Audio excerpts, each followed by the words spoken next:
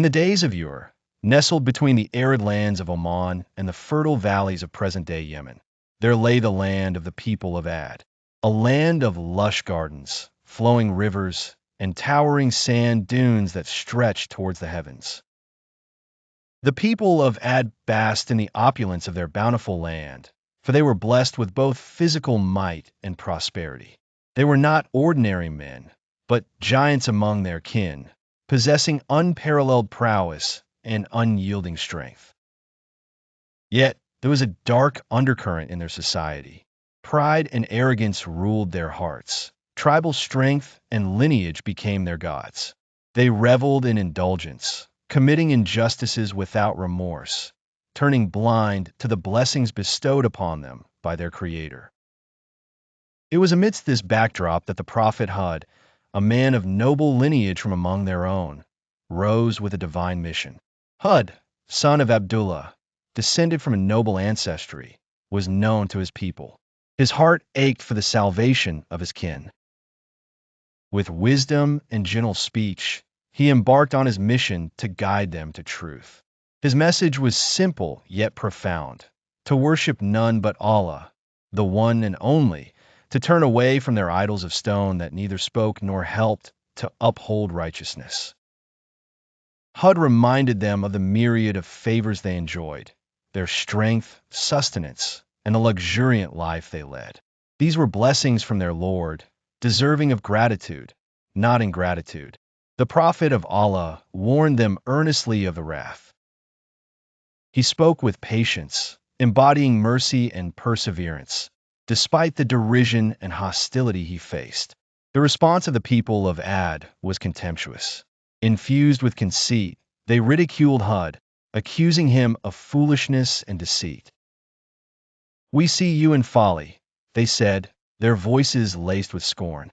The very simplicity of truth threatened their entrenched idolatries and conventions. Their arrogance was palpable as they clung to the practices of their forefathers.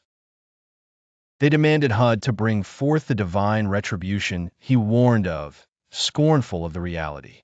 The obstinate disbelief of the people finally summoned divine intervention. As they arrogantly mocked the warnings, the skies above began to sour. Prayer and supplication from Hud reached the heavens as he turned to Allah, knowing well that the eyes of his people were closed to the truth.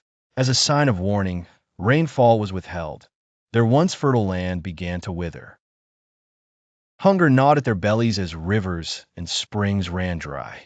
Then appeared a cloud on the horizon, a harbinger, as they thought, of welcome rains to quench their parched souls. With misplaced hope, they watched its approach, declaring it as rain-bearing.